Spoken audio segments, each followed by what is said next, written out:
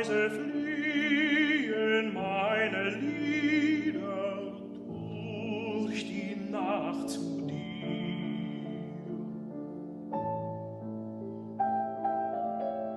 Et aujourd'hui, je veux vous parler des Gilets jaunes.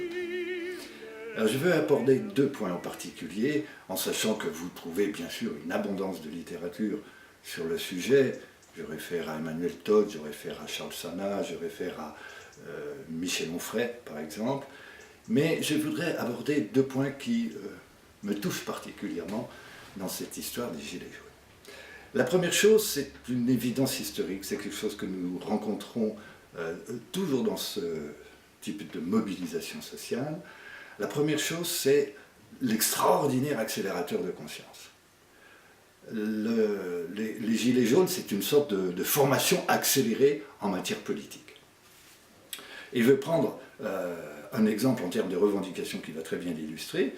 Songez que nous sommes partis d'une revendication sur les taxes sur le carburant, légitime, mais somme toute modeste et pour le gouvernement relativement facile à satisfaire, et que nous en sommes aujourd'hui au référendum d'initiative populaire, c'est-à-dire à la possibilité que revendique le peuple de pouvoir censurer, de pouvoir révoquer ou de pouvoir proposer des lois et des modifications constitutionnelles. Là, voyez-vous, ça s'est fait en 4 semaines, c'est absolument sublime. Voilà, je dis sublime. Vous aurez compris que je suis évidemment enchanté de ce qui arrive à la France. D'autant que ce référendum d'initiative citoyenne, c'est Étienne Chouard qui le fait remarquer,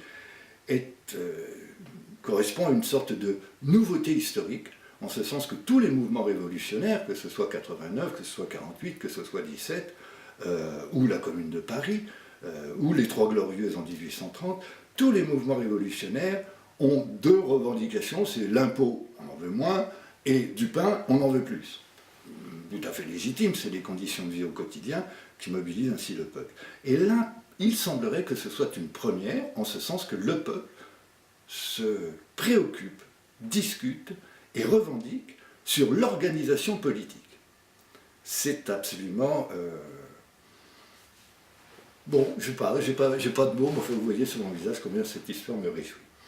Et elle me réjouit d'autant plus que depuis le début, c'est-à-dire depuis plus de 4 semaines maintenant, je vois les manifestants Gilets jaunes, ou plus exactement, je ne les vois pas chanter l'Internationale avec le drapeau rouge.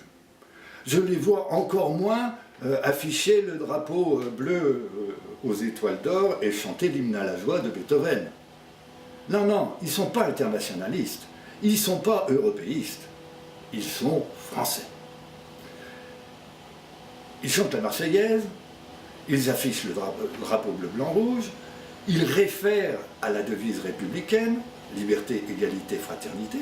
Quand les Français descendent dans la rue, ils descendent au nom de la France. Ils descendent en se référant aux anciens, ça fait 250 ans qu'on descend dans la rue avec le drapeau bleu, blanc, rouge. Eh bien, ma foi, c'est encore là qu'on se sent le plus fort. Et je trouve ça très réjouissant parce qu'après 50 années de propagande anti-française, au point que juste avant les attentats de 2015, il était quasiment fasciste d'avoir un drapeau bleu, blanc, rouge, et bien malgré cette propagande, ce dénigrement systématique, qu'est-ce qu'on voit? Les Français revendiquer au nom de la France, peut-être pas éternelle, mais d'une continuité historique dans laquelle le mouvement des Gilets jaunes s'inscrit. Je vois que le libéralisme qui vise à nous morceler, à nous atomiser, à nous individualiser comme des consommateurs-producteurs n'a pas totalement réussi son entreprise. La nation a encore de beaux jours devant elle. Merci. Merci beaucoup.